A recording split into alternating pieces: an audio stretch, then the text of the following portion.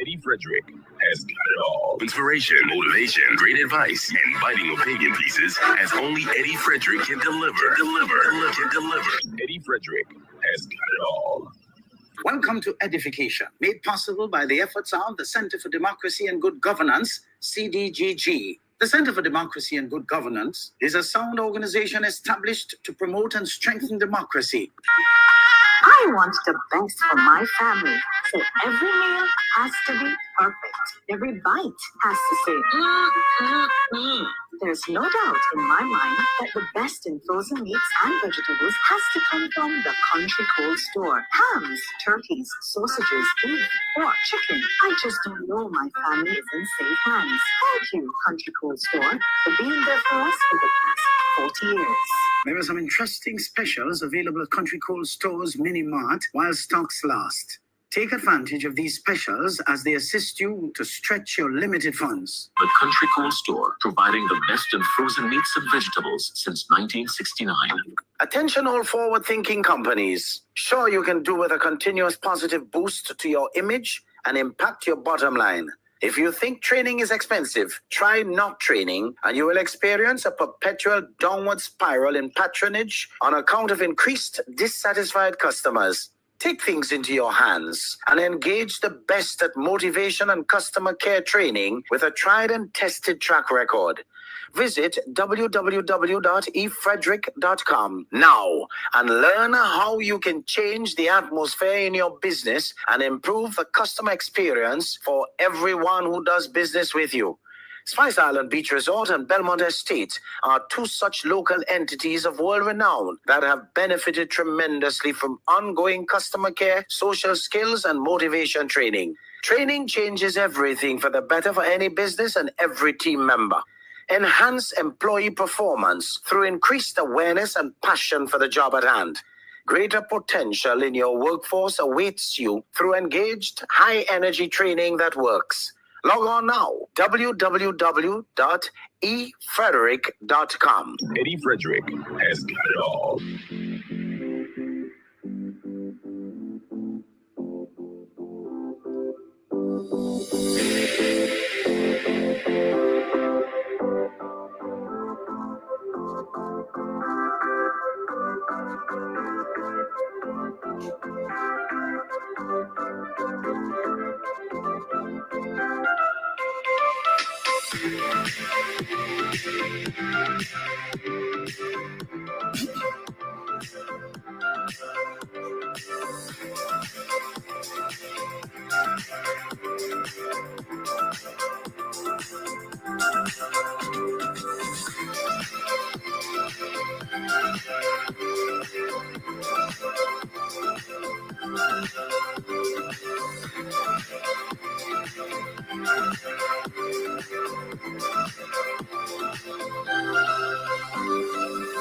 Inspiration, motivation, great advice, and biting opinion pieces as only Eddie Frederick can deliver. Eddie Frederick has got it all. Wonderful, folks, wonderful. It's just, as usual, a plum-pleasing pleasure to be with you on this second day of February, the second month, 2025. Welcome to Edification 254. We are officially 2 days into the month of February, our Independence Month, as we inch towards the observance of our 51st anniversary of national independence from Great Britain. What a pity we cannot count many blessings worthy of truly celebrating this occasion. As the people of Singapore, for instance, they can so gallantly celebrate year after year on account of strong leadership whose focus has always been on people development and not personal wealth accumulation by their leaders. as we have been privy to here, especially during the period 1995 to 2022 for the most part. Goodly folks, as soon as you come into the room today, do the honorable thing, the usual thing. Share, comment, like, love, and just interact as you usually do. Great to be with you once again. Great to be in the land of the living, above ground and on a mission and on purpose. Our angel number today is 254. And that number tells us it's time to focus on our life goals and start achieving them. Number 2 in numerology signifies, of course, as usual, balance and harmony, while number 5 represents freedom and adventure. On the other hand, number 4 is associated with practicality, organization, and I would suggest even stability. Together, these 3 numbers form angel number 254, which signifies that it is time for you to focus on striking a balance between your practical and adventurous sides to reach stability in your life. We have to aim high, folks, so that becomes the bullseye that we hit each time. Angel number 254 tells us to behave like a working clock. In spite of what we encounter, just keep moving. Our topic today is, if you aim at nothing, you will surely hit it. In fact, it might be the only bullseye you ever hit in your life. Who are your friends? Who are you working for and with? Who are you constantly in company of? Who are you allowing to lead you? Who are you supporting? Funny enough, your answer to these questions would help to determine your aim in life. If you go around with losers, you will be guaranteed to lose. So even without realizing it, you show that you were aiming at losing just by your associations. Stop aiming at nothing, hitting it, and blaming others for your circumstance. You see, this phrase, if you aim at nothing, you will surely hit it, is a powerful metaphor about the importance of setting goals and having direction in this one life that you're given. It suggests that without a clear aim or purpose, any one of us is bound to achieve nothing of significance. The statement applies to various aspects of life, including personal development, career success, education, relationships, and even societal progress. So let's look at, I would suggest, an overview of its key implications. You see, goals give life structure, motivation, and even direction. Without them, we as individuals, we will drift aimlessly. For example, a student who does not aim to learn or achieve good grades will likely fail. You don't need a rocket scientist to tell you that. Similarly, an entrepreneur without a vision for their business will struggle to grow. You see, the phrase serves as a reminder that success requires intentionality. So, you see the necessity for goals? People often fall into the trap of complacency, going through life without aspirations and meaningful targets. This lack of ambition can lead to mediocrity or regret. Just as an archer must have a target to shoot at, individuals need clear objectives to work toward.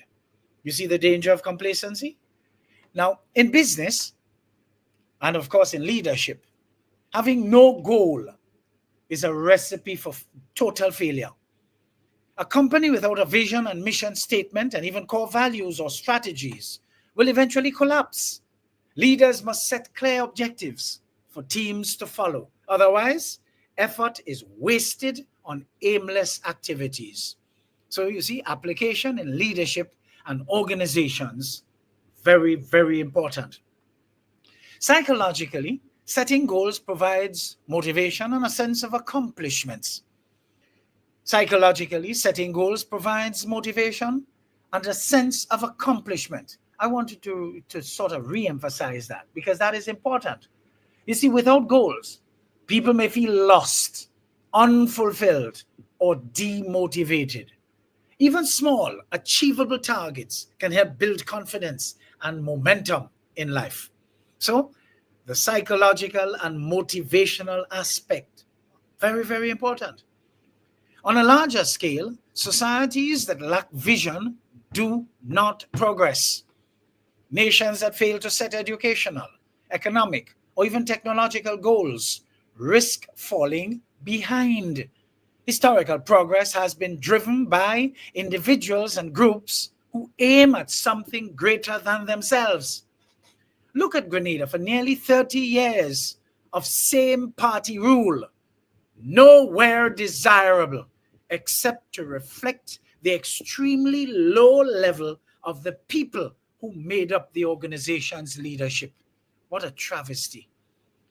Folks, so if you aim at nothing, you will surely hit it, is a cautionary statement and a reminder about the importance of having clear goals. Whether in personal life, career, or even society, those who aim at nothing and for something, however small, they are more likely to find meaning and fulfillment. I want to take that again because I think I made a little goof there.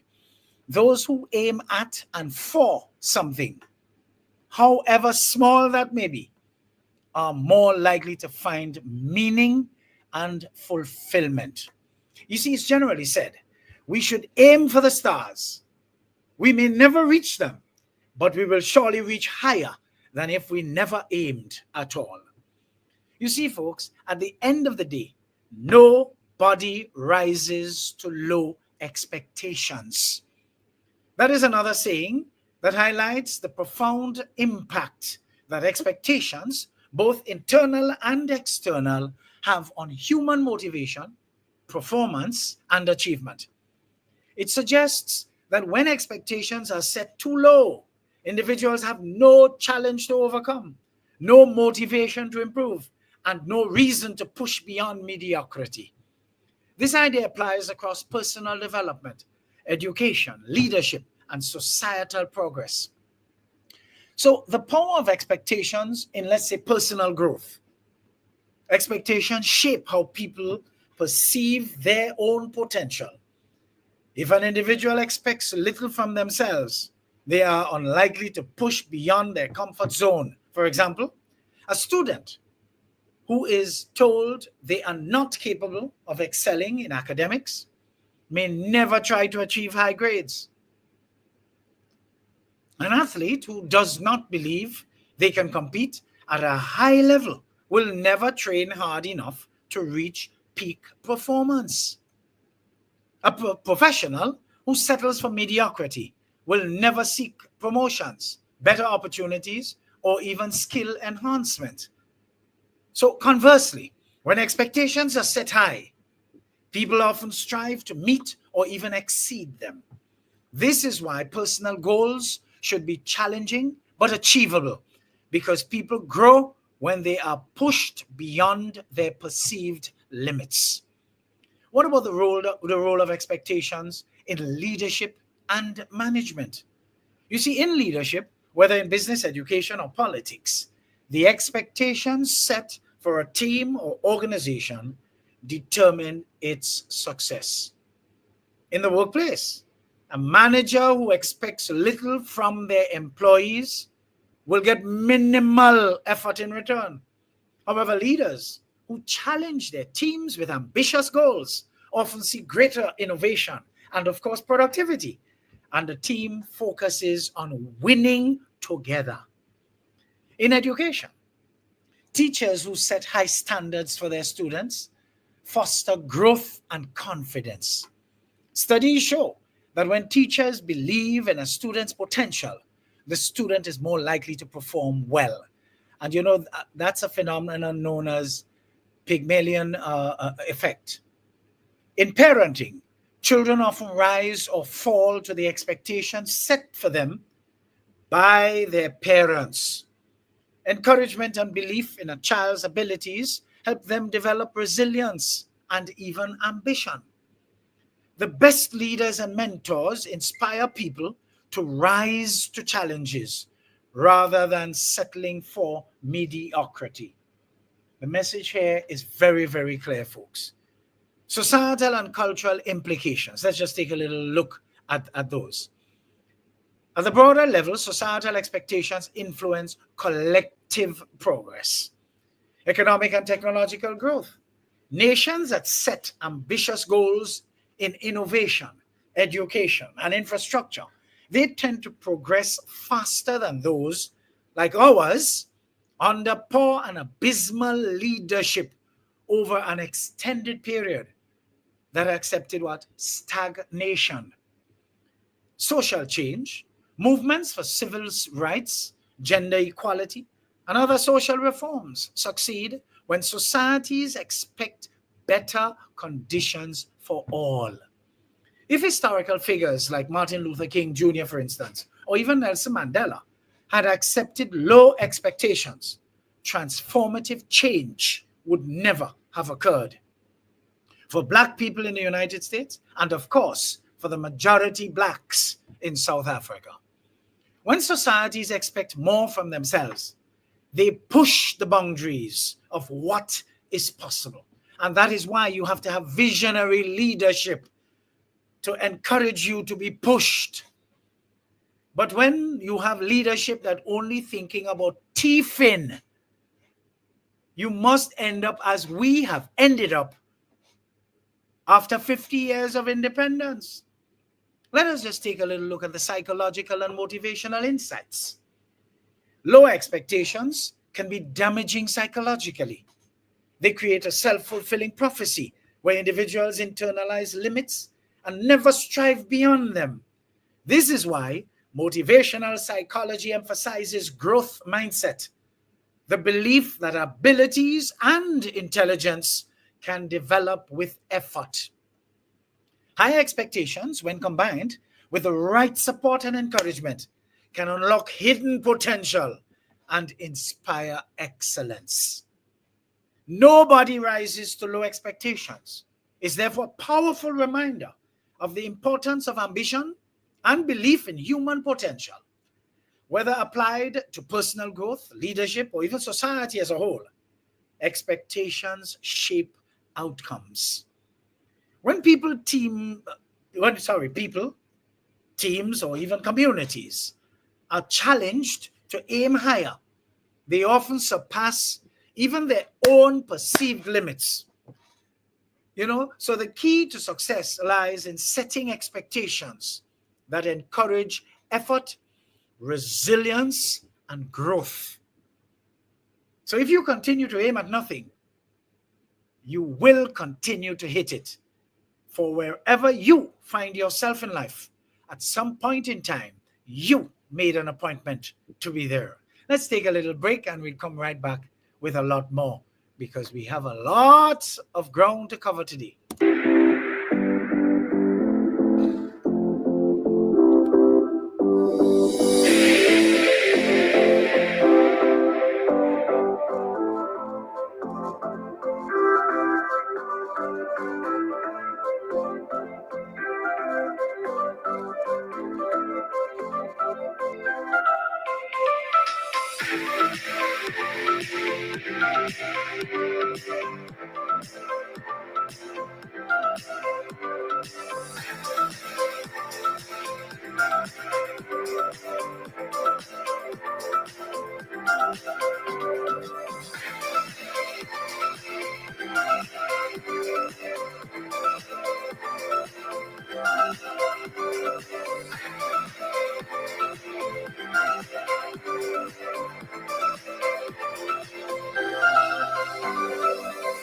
Eddie Frederick has got it all. Inspiration, motivation, great advice, and biting opinion pieces as only Eddie Frederick can deliver.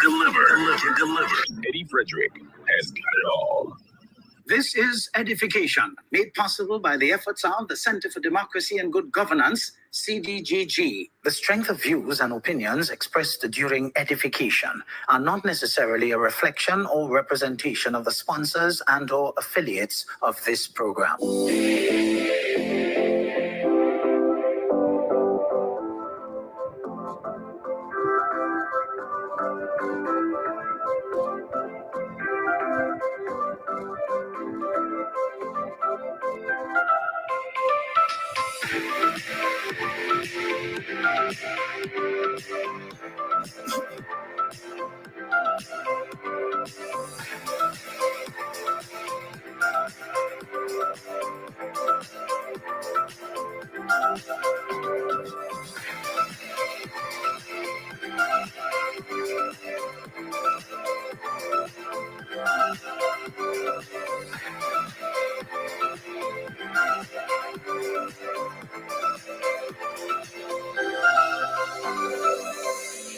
Eddie Frederick has got it all. Inspiration, motivation, great advice, and biting opinion pieces as only Eddie Frederick can deliver. Eddie Frederick has got it all. Wonderful, folks. Wonderful. And welcome back. Welcome back. For those of you just joining, I'd like to welcome you to Edification 254 for today. And of course, just seek your indulgence to share. And for those of you who are accustomed being online with me every Sunday, if you notice anybody is missing, come on, tag them. Let's get them in, because I'm seeing a few people rather, not a lot, apologizing for just being late. So come on, help do what you can do, all right, to get our people on board. Okay, so let's just have a lovely ride today. But this second segment is captioned, "Blessed is he who seeks nothing, for he shall end up with nothing." You don't need a rocket scientist to unwrap that for you folks. That phrase carries a paradoxical wisdom. In fact, at first glance, it seems to warn against passivity and lack of ambition. However, upon deeper reflection, it raises questions about the nature of desire, contentment, and the consequences of inaction. Pull up your chair so that we can really explore the implications of the phrase in three key areas. 1, personal ambition. 2, spiritual philosophy. And 3, societal progress. What about the role of ambition in personal growth? Human beings are naturally driven by desires, whether for success, knowledge, relationships, or even just mere fulfillment. Seeking something implies effort, learning, and perseverance. Not the dump up the road. Perseverance. That's stick-to-itiveness. Those who seek nothing, by contrast, they risk stagnation. If an individual refuses to set goals and strive for improvement, they will inevitably remain in the same state. We see this all around us too often. In history, great innovators, great leaders, great thinkers achieved their success through an insatiable drive to seek and to improve. Thomas Edison sought to perfect the light bulb after many, many failed attempts. Nelson Mandela sought justice despite decades of imprisonment. Had these individuals been content with seeking nothing, their impact would have been non-existent. You see, the phrase, "Blessed is he who seeks nothing, for he shall end up with nothing," serves as a cautionary warning. Lack of ambition leads to lack of progress. A person who refuses to seek knowledge will remain ignorant and foolish too. We don't have to look too far to find people like that. Grenada seems to be a factory for them. A worker who seeks nothing beyond a paycheck will never grow in their career. Again, we have a plethora of them in Grenada. A society that stops seeking solutions to problems will decay. Let's look at the spiritual perspective. Detachment versus complacency. On the other hand, Many spiritual traditions encourage detachment from excessive desires. Look at Buddhism. Buddhism teaches that craving leads to suffering, and that true peace comes from letting go of worldly attachments. Christianity also speaks of seeking first the kingdom of God rather than material wealth. Too many Jesus industry followers, posing as Christians, are guilty of seeking wealth and coming up for air on Sundays to go to church, while they get on in the dog-eat-dog culture come Monday morning. You see, there's a fine line between detachment and complacency. Seeking nothing does not mean refusing to grow spiritually or intellectually. Oh no.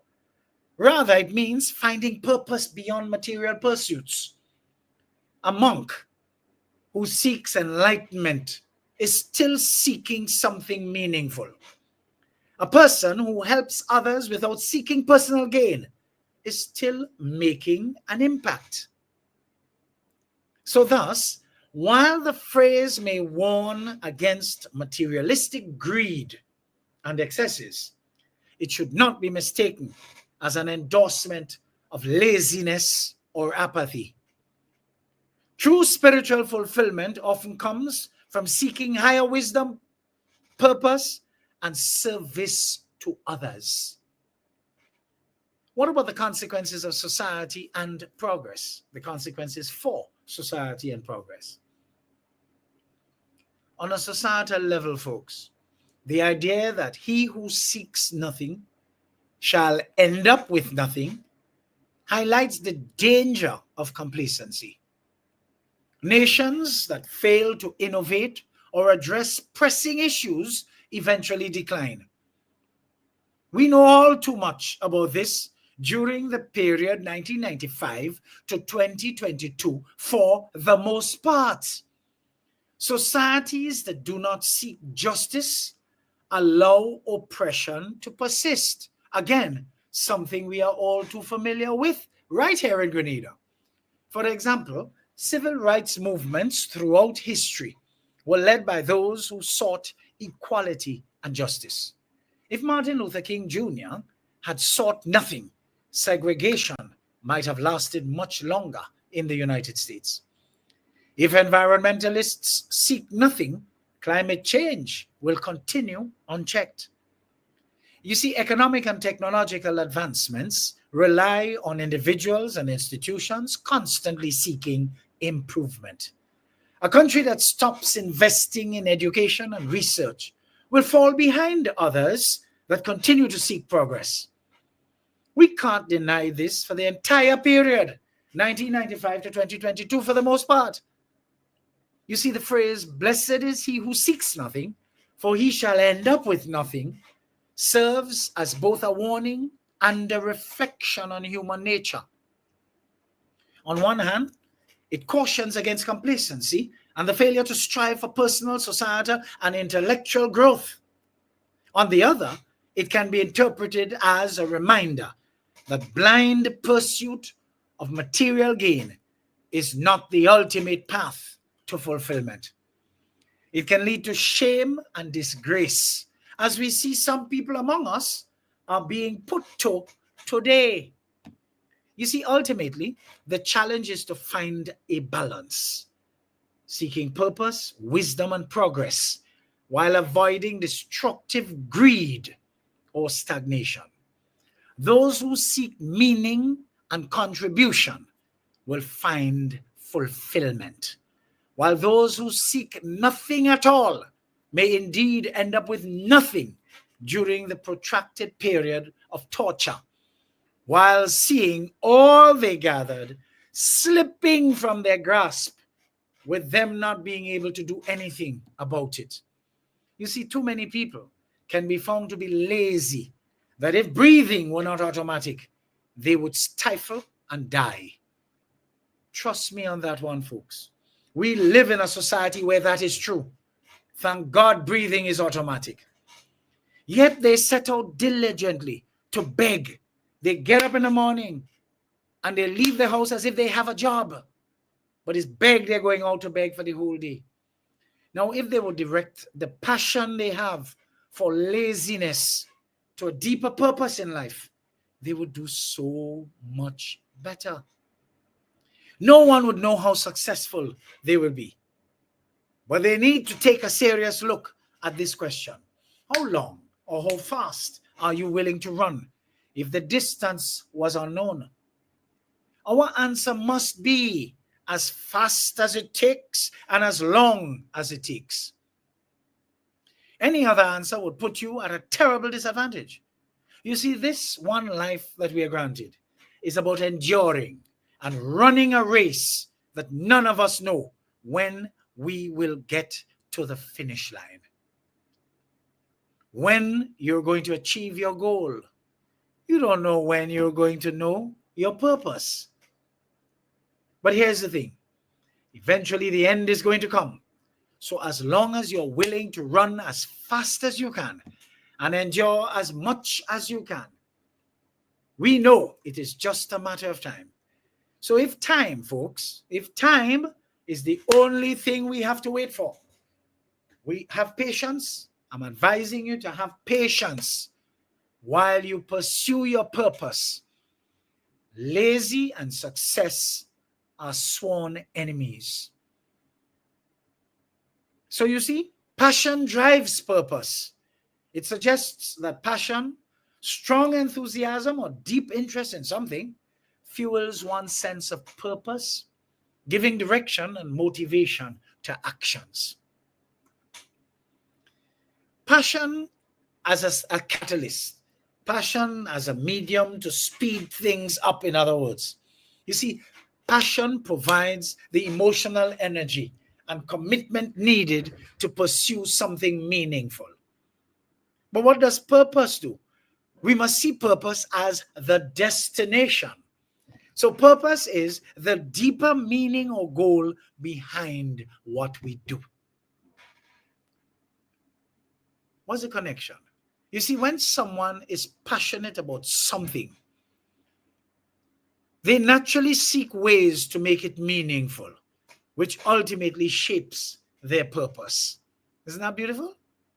A teacher passionate about education may find their purpose in shaping young minds. An artist passionate about self-expression may discover their purpose in inspiring others through creativity. An entrepreneur passionate about innovation may find their purpose in solving real-world problems. A youthful politician serious about people development focuses on empowering them, uplifting them by giving them what is theirs, like their long overdue pension payment, lifting the minimum wage, and even increasing the public assistance to the qualified, not so able and indigent among us. They go the extra mile to become creative and work with existing resources to establish a bona fide school bus service to take care of our nation's school children's transportation needs, using technology to assist.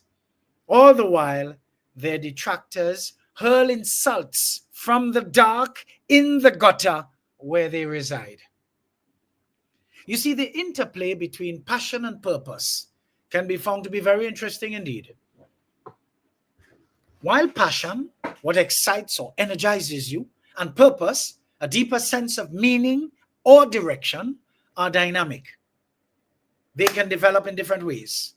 While passion often fuels purpose, the reverse can also be true, believe it or not. Some people discover their passion through a strong sense of purpose.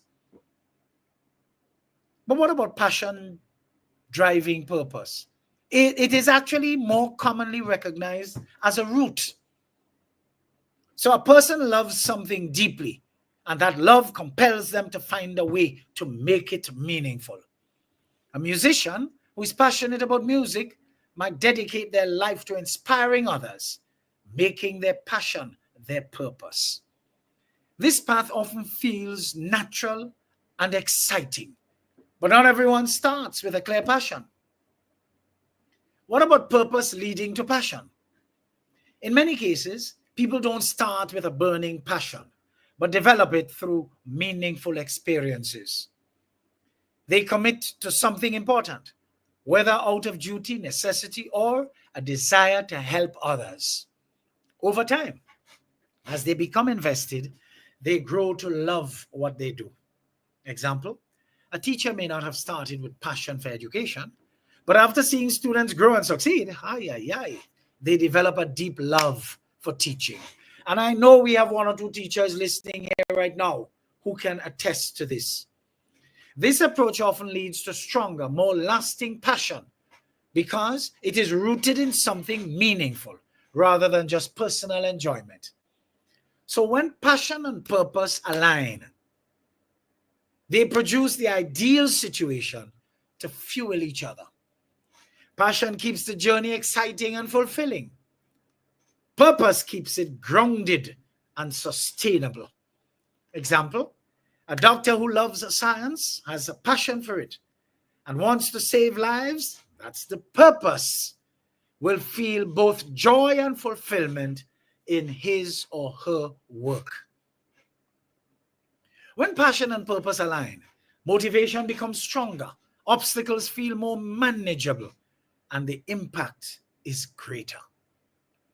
Don't you ever think for a moment that passion and purpose are only related to positive activities? Hell no. We do know of several passionate people whose purpose in life is to thief, to lie, and to make bubble. We have a few here who would not go away at all, always around making mawet over what they lost. Not everyone finds their passion first, and that's okay.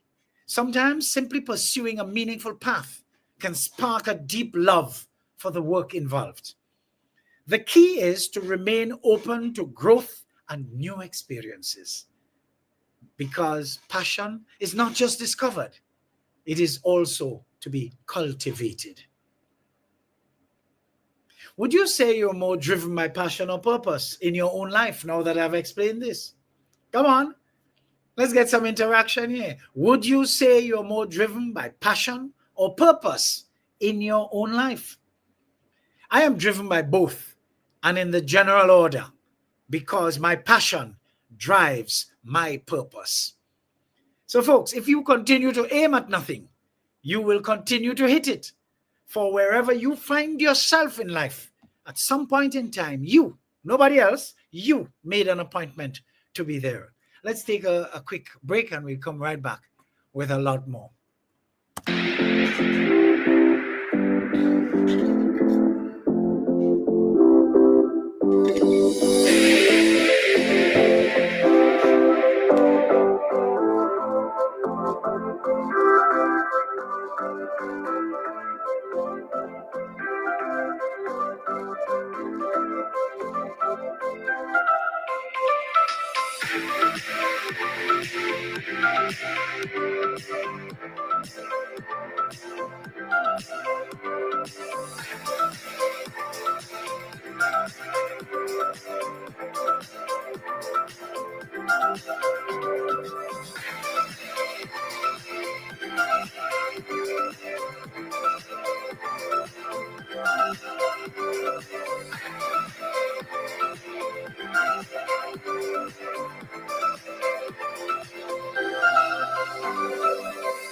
Eddie Frederick has got it all. Inspiration, motivation, great advice, and biting opinion pieces as only Eddie Frederick can deliver. Eddie Frederick has got it all. This is EDDIE-FICATION, made possible by the efforts of the Center for Democracy and Good Governance, CDGG. The strength of views and opinions expressed during EDDIE-FICATION are not necessarily a reflection or representation of the sponsors and/or affiliates of this program.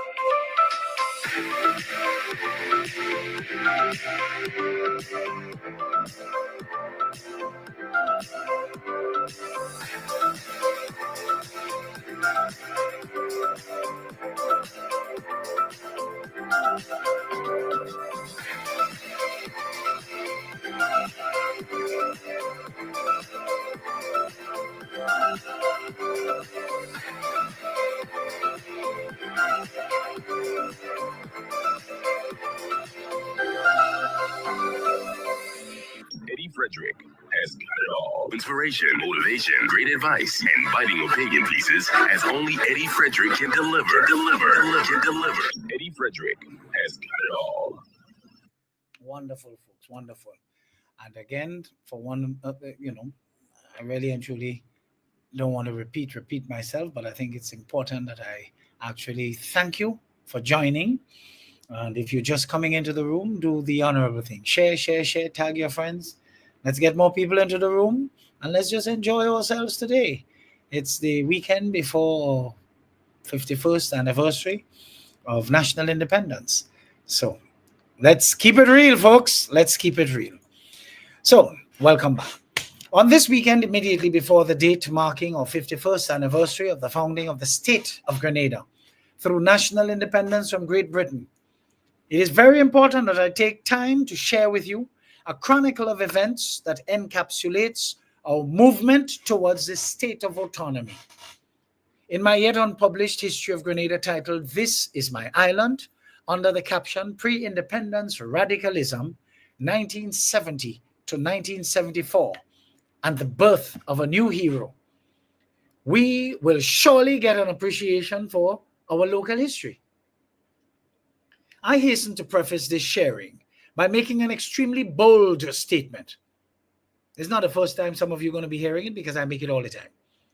The only time during our post-independence period that we appear to have made any meaningful progress towards real people development was during the People's Revolutionary Government's just under 5 years stint, where education, health, social services, agriculture, and agro-industries made a welcome appearance on our list of national development priorities.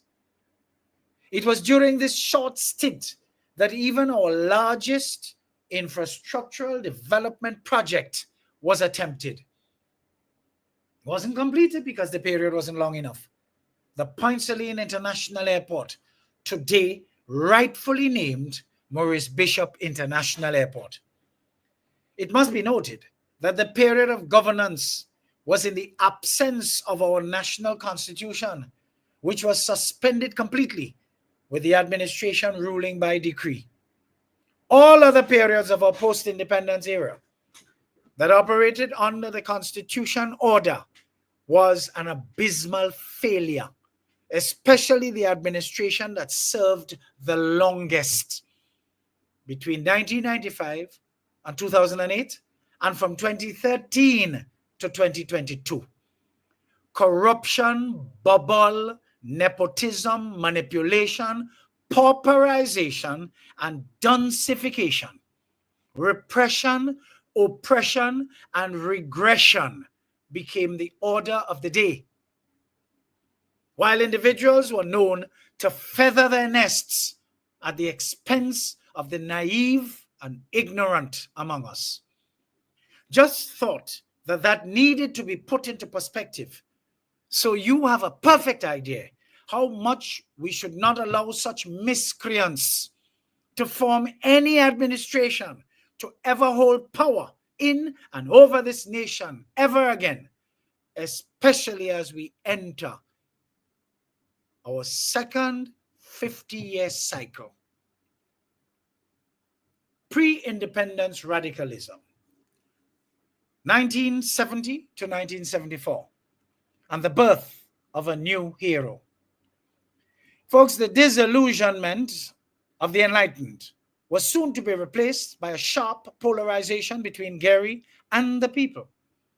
As Grenada moved into its second revolutionary phase, Gary was forced to acknowledge the threats to his power and influence because the methods employed by supporters of the Black Power movement indicated a deliberate appeal to his own constituents, the agro-proletariat, the working class, with a more agro base.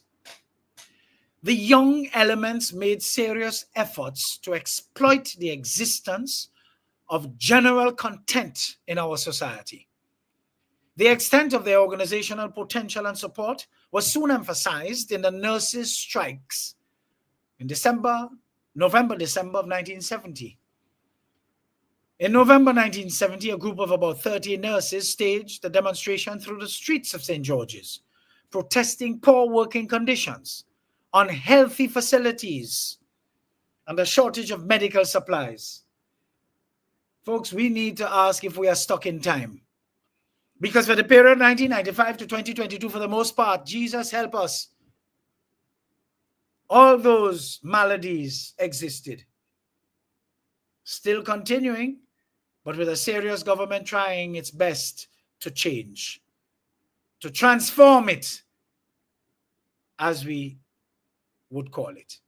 Folks, the nurses soon attracted the support of secondary school students, some of whom supported the radical urban elements organized in groups like Forum. When a further massive demonstration took place on December 15th, 1970 that is, the police arrested 30 people, charging them with conspiracy to riot and other similar offenses. The lack of essential drugs, dressings, and medical appliances provoked the nurses' demonstration. This was the statement of a policeman during the riot trial. The opposition accused the Gary government of callousness and gross indifference to the health of the nation. The medical service was said to be on the verge of ruin. In the February 72 general elections, the Grenada United Labour Party, under the leadership of Premier at the time, Eric Gary, scored a landslide victory, winning 13 of the 15 seats in the House of Representatives.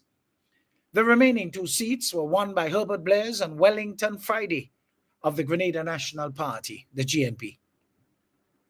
The major issue in the campaign of the GULP was independence for Grenada, and Gary claimed that his victory gave him a mandate to lead the people of Grenada into independence.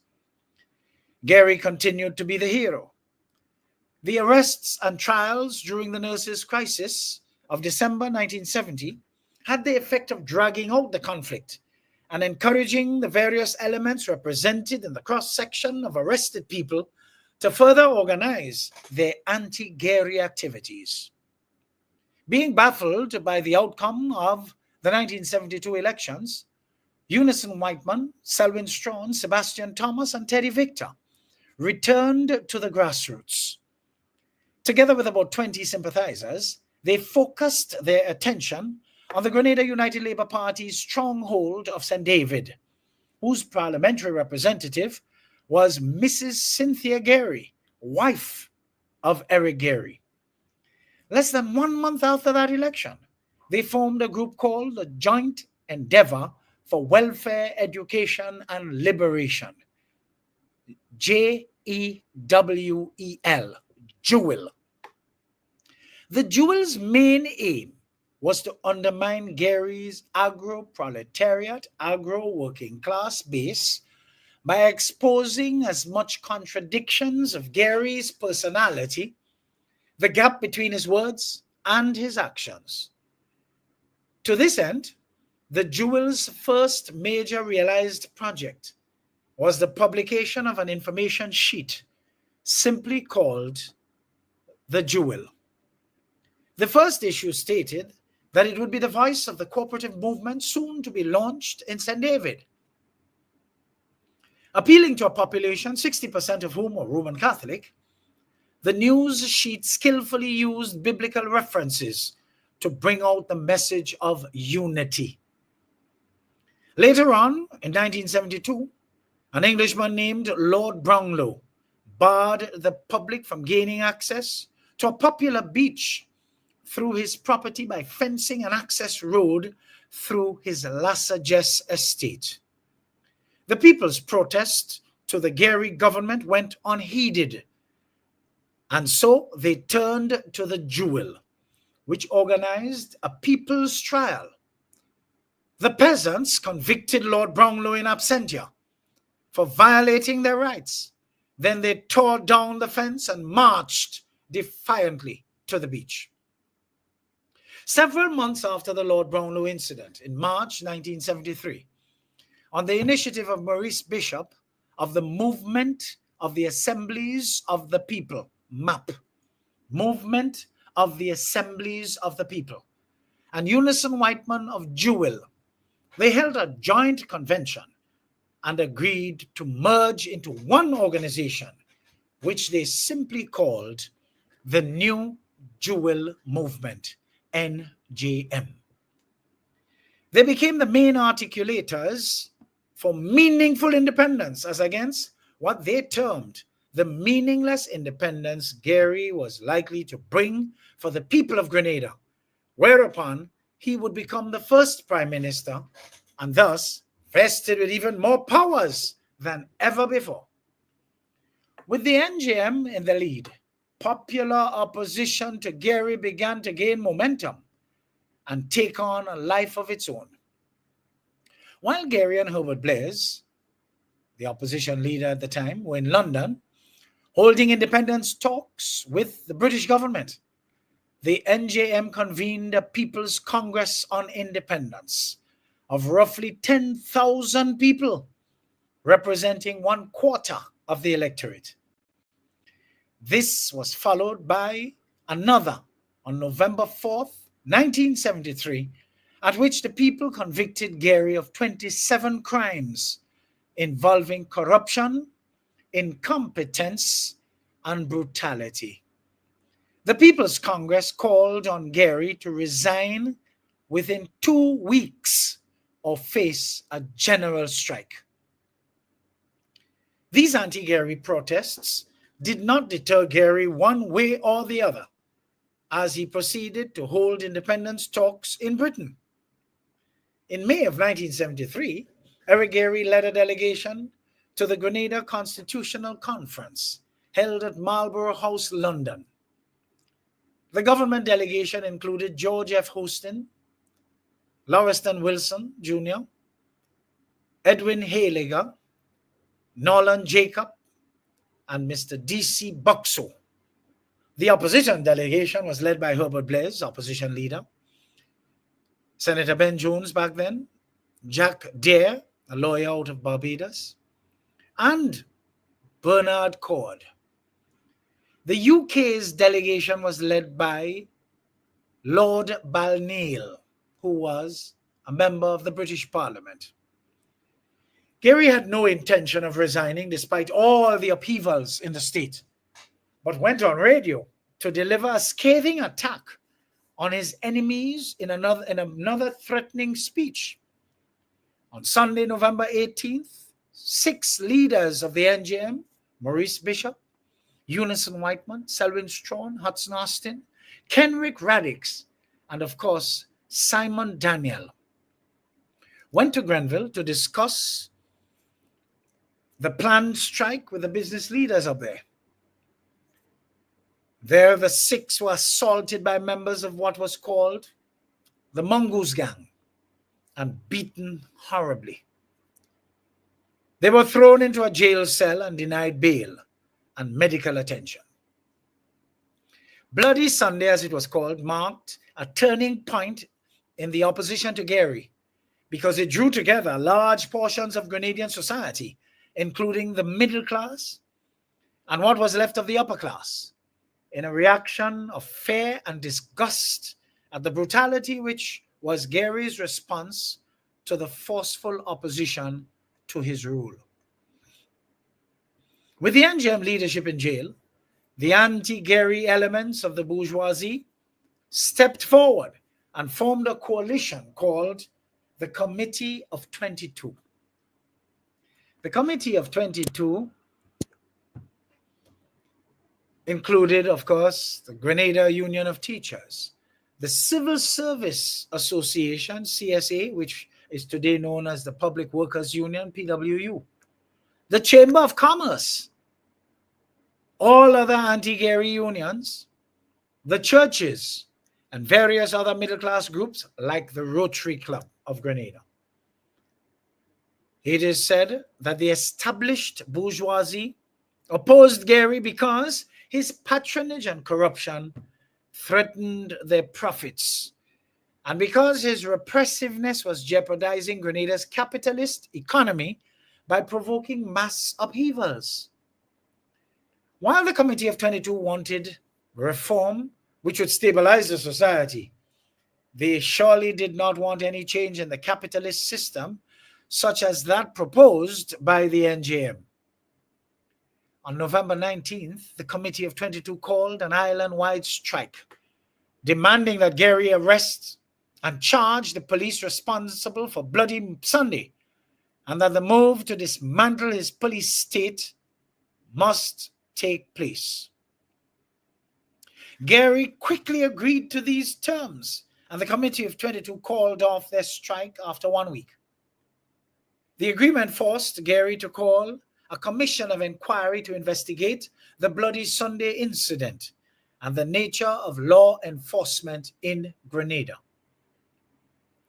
Headed by respectful Jamaican jurist Sir Herbert Duffus, the commission delivered a stinging indictment of Gary's administration, describing Bloody Sunday as an unjustified act of police violence.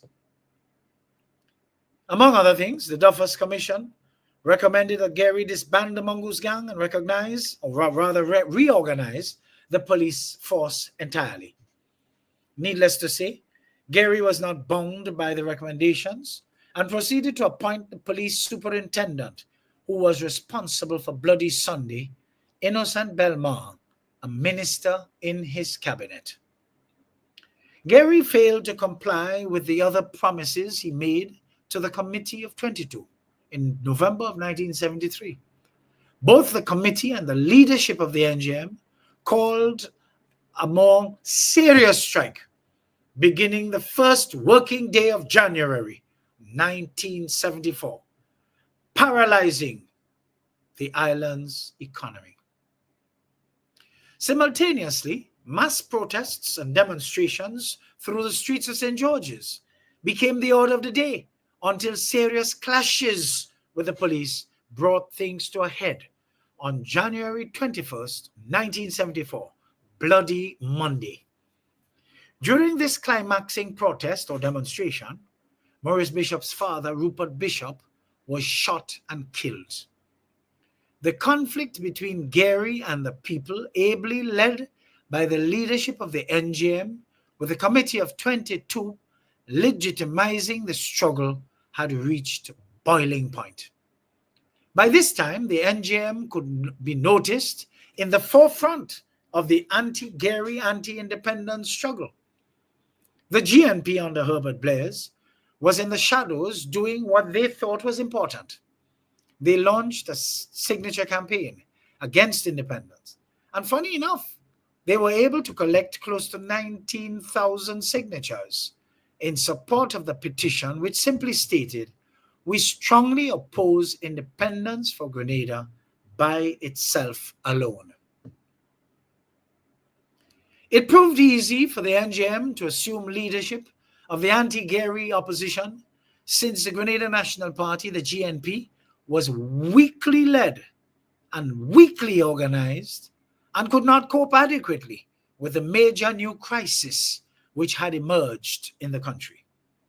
After all, historical records proved the inadequacy of the GNP to remove, let alone replace Gary at the polls, as by this time he had maneuvered the power he controlled to the fullest. Here comes independence, 7th February 1974. Although the island-wide shutdown was still in progress, Independence Day, 7th February 1974, came and went with the entire leadership of the New Jewel Movement, NJM, in prison. In a book, Grenada, Revolution and Invasion by Payne, Sutton and Thorndike, one onlooker recalled, albeit with the benefit of hindsight, quote, "Shortly before midnight, we assembled on the battlements of Fort George, overlooking the harbor, for the lowering of the Union Jack." Of course, that's the national flag of the United Kingdom. On the roof before us stood an escort of blue jackets. Under our feet, quite literally, sat the opposition, safely locked in their cells following the afternoon roundup. Gary made a preposterous speech in which he declared, Quote, "We are now completely free, liberated, independent, in spite of a wicked, malicious, obstructive, destructive minority of noise-making self-publicists. God has heard our prayers. God has been merciful. God has triumphed." Unquote. A British sailor sealed the occasion by blowing the last post before the Navy marched away to the quayside. With huge sigh of relief, we, the British, had knowingly delivered Grenada into the hands of a lunatic. Here ends that text taken from that book, Grenada, Revolution and Invasion by Payne, Sutton, and Thorndike. Folks, if you continue to aim at nothing, you will continue to hit it. For wherever you find yourself in life, at some point in time, you made an appointment to be there. Seek knowledge of your own heritage and history. For a people who do not know their history are doomed to repeat it. Let's take a little break and we'll come back with our final segment. There will be a little extension there, but still the final segment.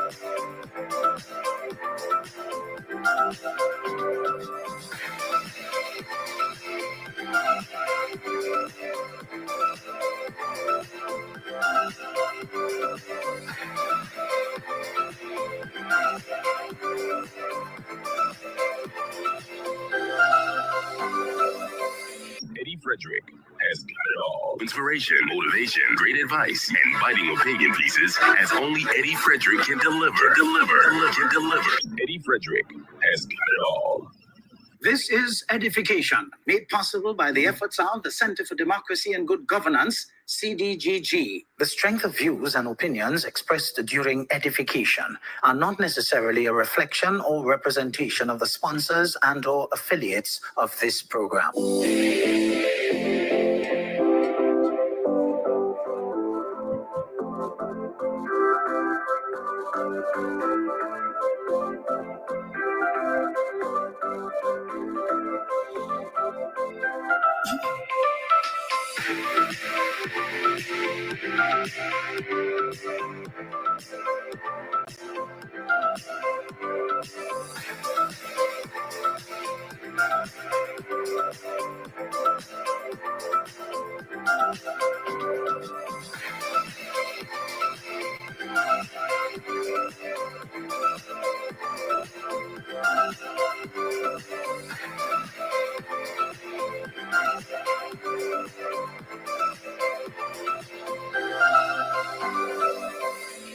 Eddie Frederick has got it all. Inspiration, motivation, great advice, and biting opinion pieces as only Eddie Frederick can deliver. Eddie Frederick has got it all. Wonderful, folks. And of course, we head into our final segment here.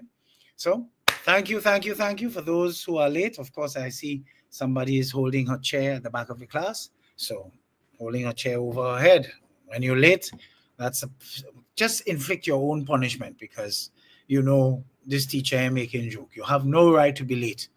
All right? Anyhow, it's just a little lightheartedness here. So peace and blessings. Well, folks, it's the final segment.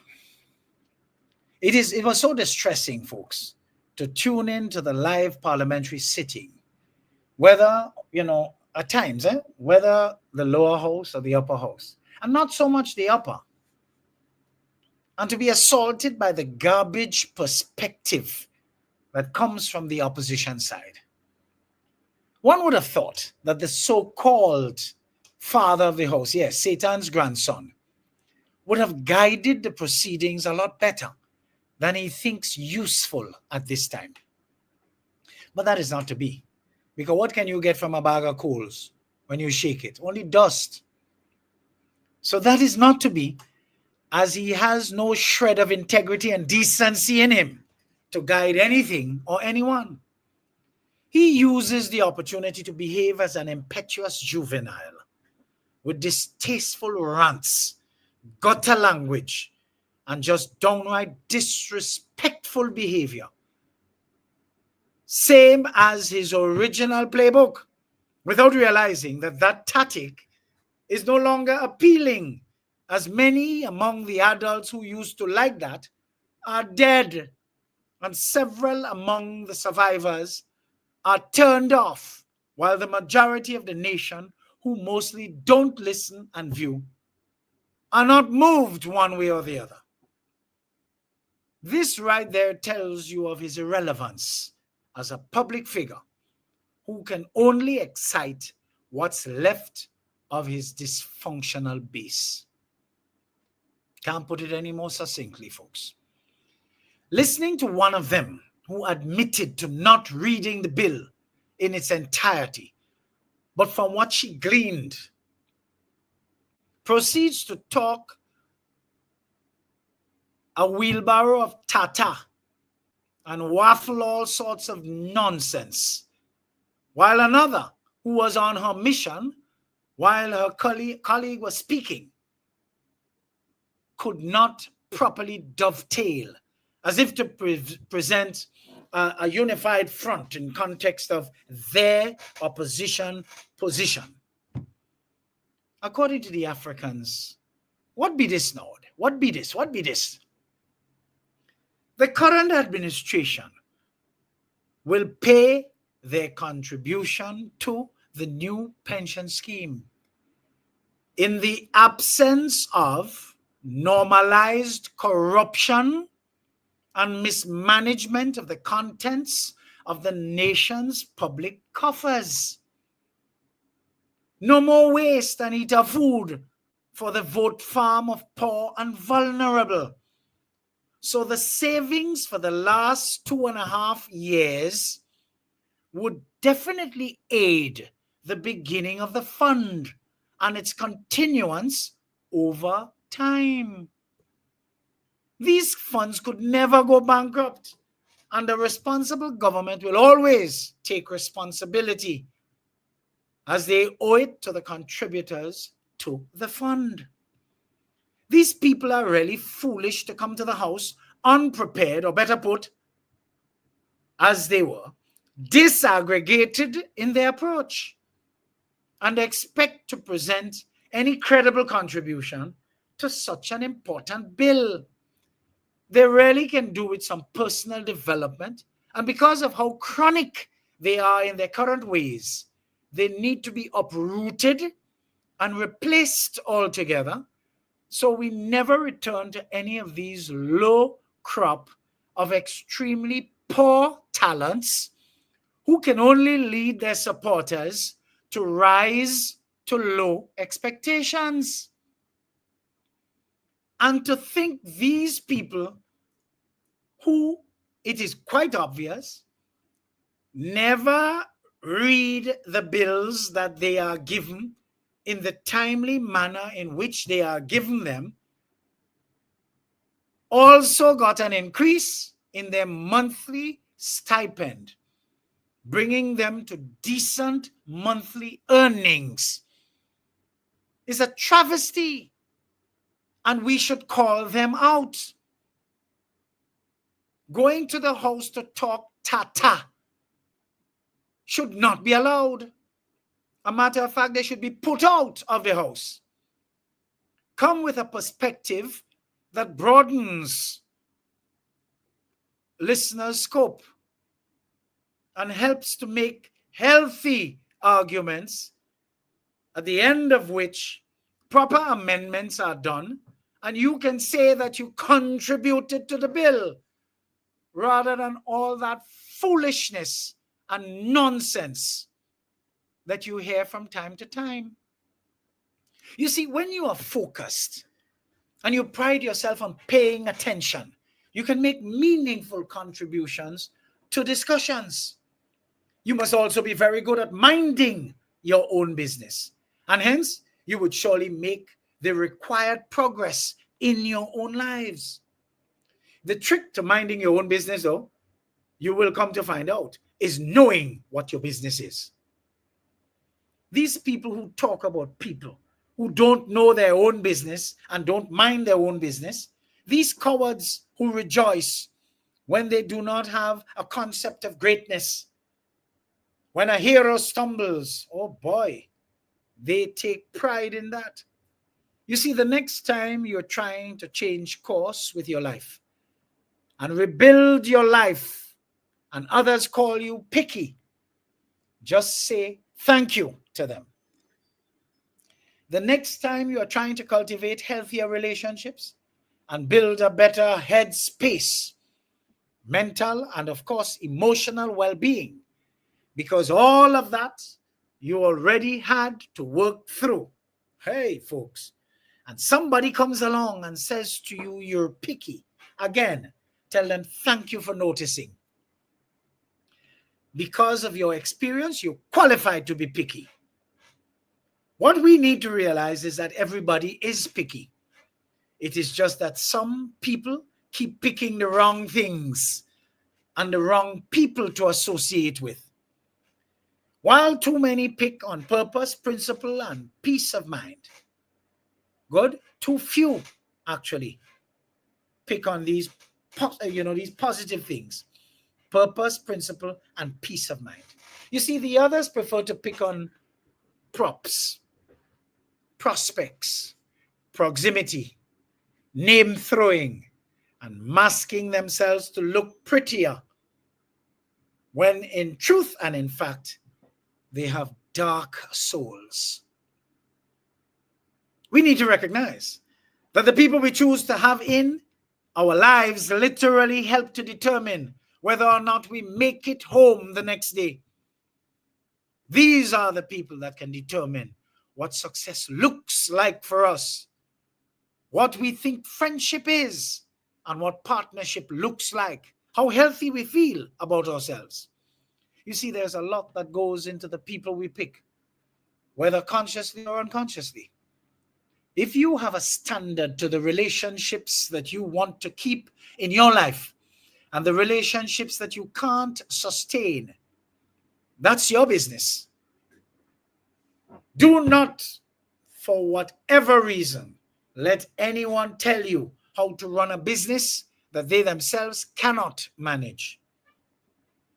Some of the people who identify you as picky are usually fearful of what you might pick up on in them and that you might stop choosing them altogether. You have no idea how many people are irritated over the fact that it is you and not them. They are bold enough to think that they can live your life better than you are currently living yours. But you see, even if you give them the blueprint, they will not be able to maintain it, you know. Never mind the level of lies they throw at you. You still look good.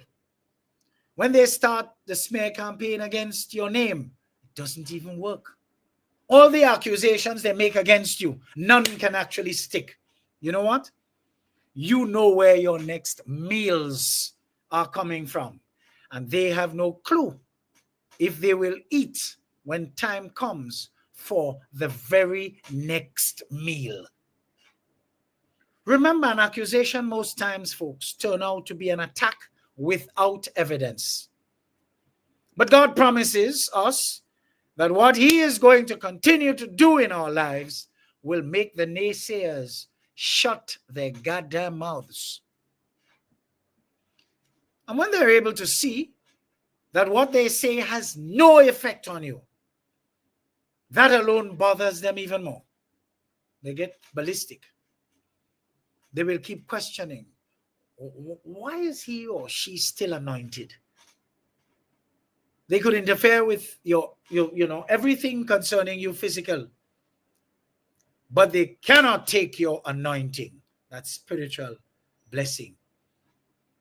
for you are a chosen one.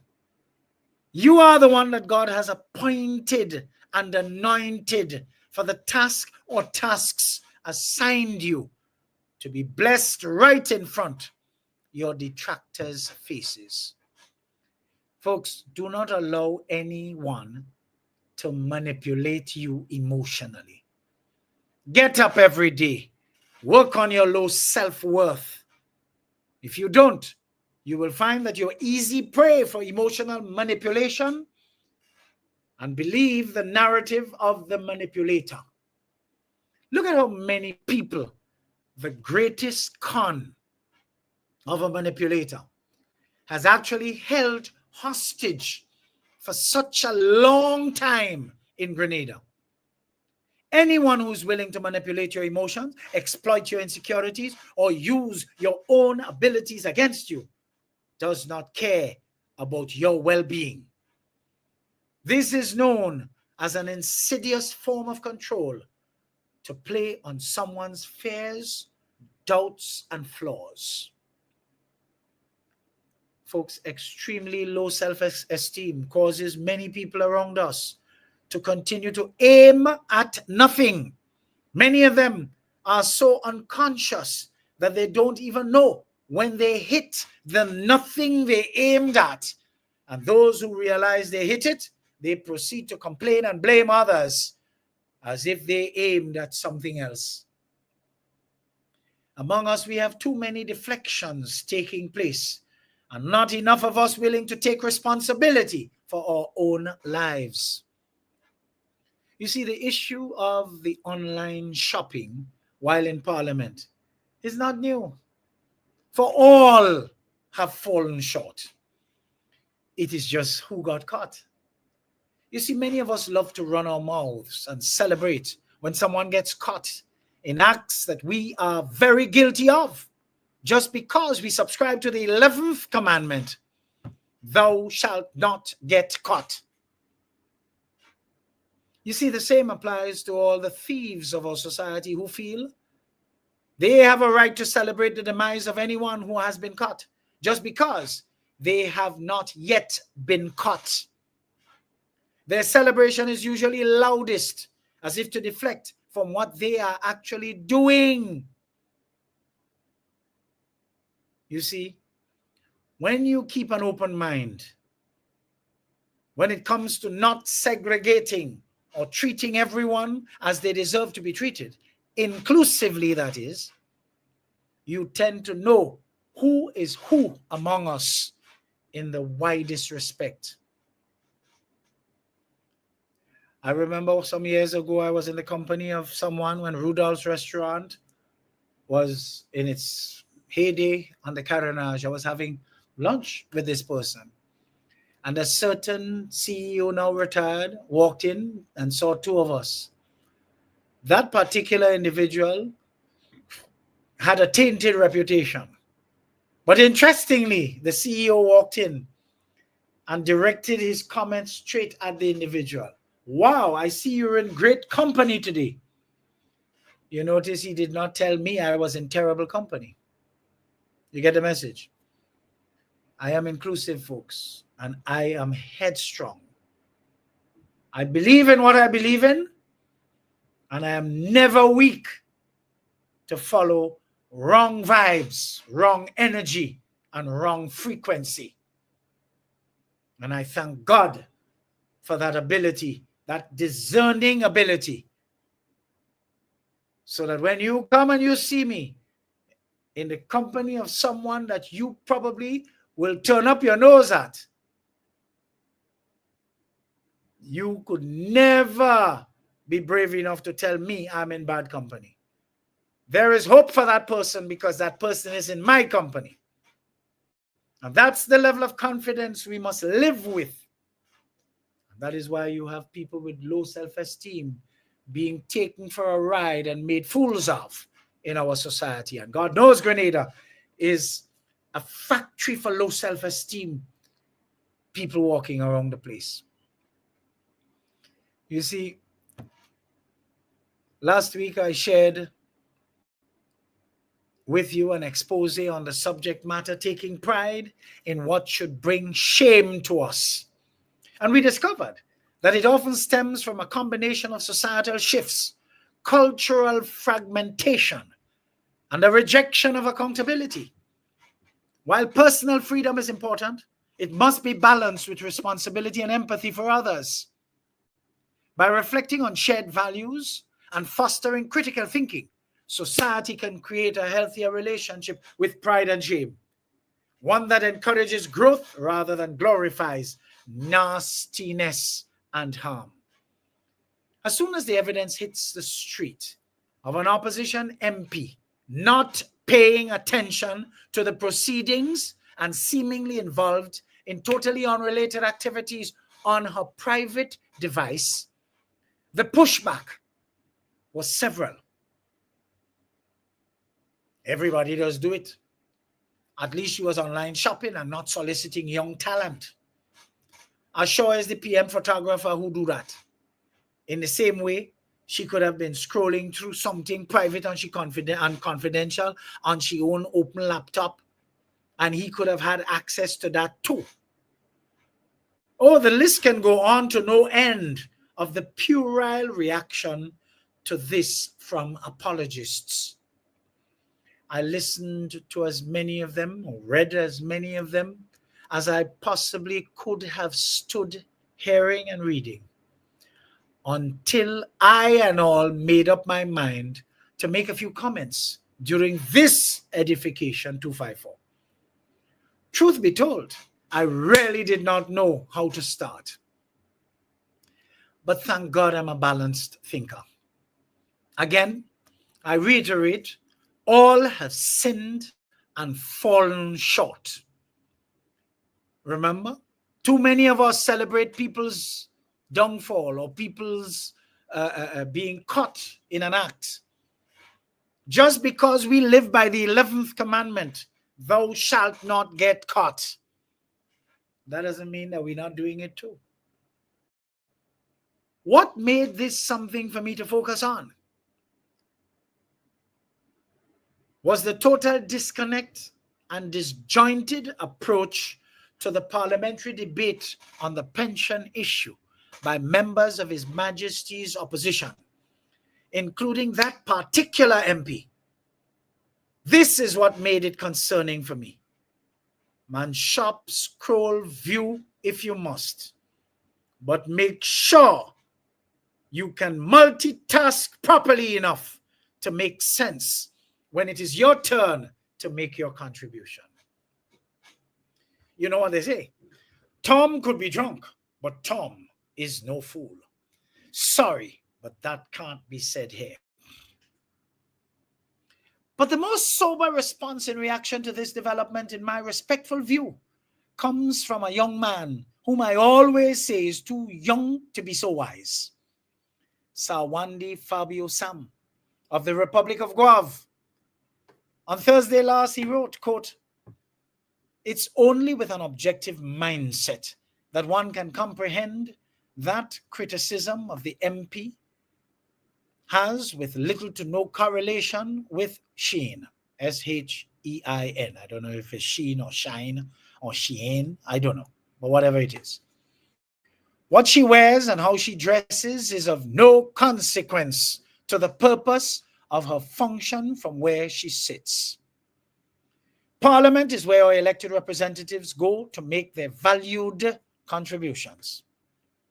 Time and time again, anyone who pays attention would have heard individuals on the opposite side say that they did not read bills in their entirety and feel that it has limited their ability to delve deeply into the issue at hand. So how does it look when another MP on your side is making a contribution and you are busy browsing, shopping on your mobile device? Set aside the political drama and the kicks for a moment and justify that. I'm not going to get involved or into the quarrel about what is and isn't allowed, as the rules should apply equally to all. the governing side should also check themselves. Hashtag I'm out, unquote. How much more erudite can any young Grenadian be in response to this issue? Well, I endorse this message. There's no need for me to say anything else because that unraveled my state of confusion. Because remember, I told you at the top, I didn't even know how to start to make my contribution. So I adopted my friends Sawandi, Fabio, Sam's sharing. I have no choice but to adopt it because it is really, really an eye-opener. Really, really an eye-opener. Thank you, Fabio. Let me just wipe this. Seems like we're getting a little fuzzy here. I don't know what is causing that. But anyhow, I don't know what is causing that fuzziness. I also agree with Tessa Barry's response to Sawandi Fabio Sam when she said, a disrespect even to your own colleague. At what point in the debate can you say, according to my colleague, or in support of what my colleague said, or I rise in support of my colleague, etc.? Did she hear her colleague at all? Our people have to demand more of their elected representatives, especially as they are better paid than when Satan's grandson, yes, Tropical Trump, was in a position for so long to see to it that they were, and he did not. Do you remember back in the day when a certain man was Speaker of the House? He had to sanction members who came to the House with their phones and had them ringing aloud while Parliament was in session. I remember that as if it were yesterday. Could you imagine people who would like to be considered responsible adults who don't even have the presence of mind to take off their ringer of their phones when they are attending things that do not concern their phones ringing? Come on, folks. Come on, folks. This tells you who they are, constantly aiming at nothing and hitting it each time. Why should anyone have to remind adults of where they are and that the ringing of cell phones, let alone speaking on them, while at a totally unrelated activity, which ought to be your priority, in order to avoid them from so doing and showing up themselves as lacking manners and basic respect? Some of these people show you what their priorities are. And when people like that show you, you must believe them and avoid them altogether. Because it would appear that the opposition MPs eat enough food, especially with the increase in their emoluments, their monthly emoluments. You coming to Parliament and you read bill? What you doing there? They should put you out or put you to stand up on the chair because you did not read the bill or tell you shut up. But Parliament should not be a place where they just come and talk a whole pile of crap. No perspective whatsoever on the subject at hand. Just a whole set of hogwash nonsense. We need to move away from that kind of gutter nonsense. People who say they are on a mission to rescue Grenada from the decency that replaced them are themselves out and about maligning and gutter sniping, and our so-called moral police seem only focused on the proportionately crass pushback of the several who are standing guard in the gap for the decent who are constantly under attack. Be the bigger person is always said to the person being wronged and not those who are doing the wrong. That stupidness must stop. When you research the context of the wrong and how successful the dispenser of the wrong has been able to get away with wronging others, there comes a time when you need to stand up and say enough is enough. So all you who don't pay attention and quick to tell others being wrong to take the high road and be the bigger person, time to sit down and shut up. Mind your business, in other words. Our society has been left to deteriorate for too long, and being the bigger person will never bring it back. It's about time the few who are ready to stand up make every attempt to succeed in pulling it back on track by any means necessary. A lot of people among and around us need to be put in their goddamn places, especially as the norm these days is for many to operate outside of their respective lanes. Their negligence has allowed people to become proud of what they should be ashamed of today, making life difficult for decent people who live differently.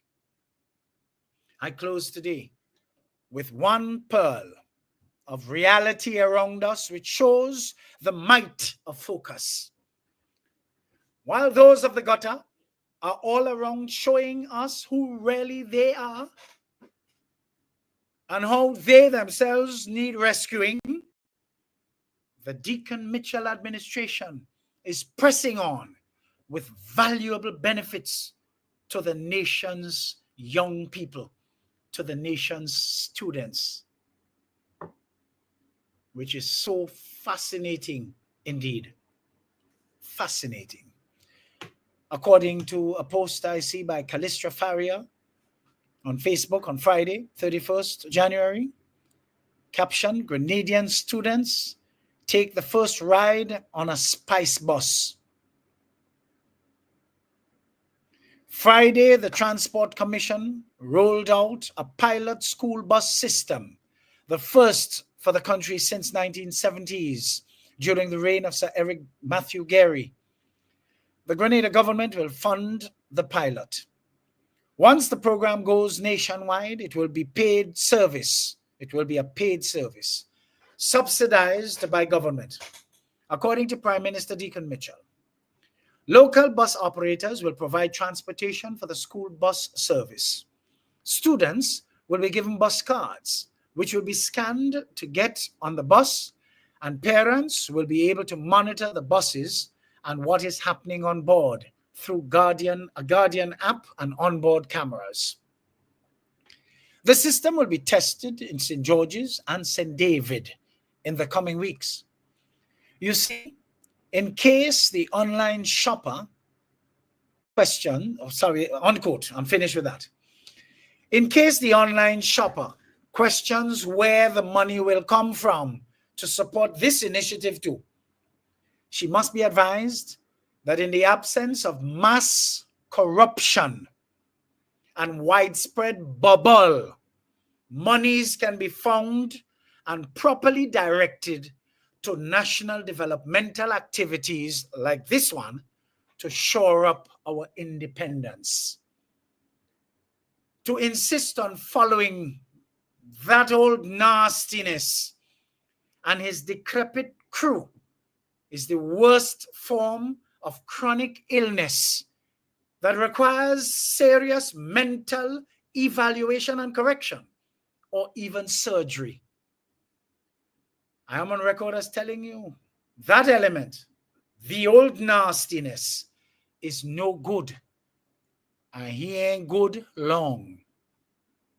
Some of you are really showing how much you are not ashamed of what you really should be ashamed of when you insist on supporting or following an organization that used its extended stay in office to destroy the nation's youth with a fake Imani program that graduated them to debushing and total poverty. Thank God for karma. Folks, thank God for karma. Hashtag Keith gone and he not coming back. Come on, folks. Let me see you. Keith gone and he not coming back. I put it there. Look it in the comment section. So if you continue to aim at nothing, you will continue to hit it. I am in, I am out, and I'm gone. I want to thank you for joining. Continue to share. See you next week at the same time, same place, God willing, for more extraordinary programming. When independence comes, happy independence, enjoy it. Enjoy your independence, folks. I want you to stay safe, stay well. Remain vigilant, stay lifted, and of course, stay focused. Stay focused. Come on, let me see you. Hashtag Keith gone and he not coming back. And he knows that, you know. That is why he getting crazy and saying all kind of nonsense. Who is Bulla man? Who is this? Could you imagine a man that wants you to respect him speaking like that? Got a sniping and all this choppiness? Rubbish. Leave that gutter man where he belongs. Folks, you can find me on Facebook, Instagram, LinkedIn, Twitter, and YouTube. Type in my name, not a fake name, Edward or Eddie Frederick. Subscribe, like, and share. And be prepared to receive your mental multivitamins straight up as I deliver them during these weekly webinars. Bless your hearts. Have a productive week as you get ready to observe our 51st anniversary of national independence. Toodaloo, folks. Cheerio. Have a great one now.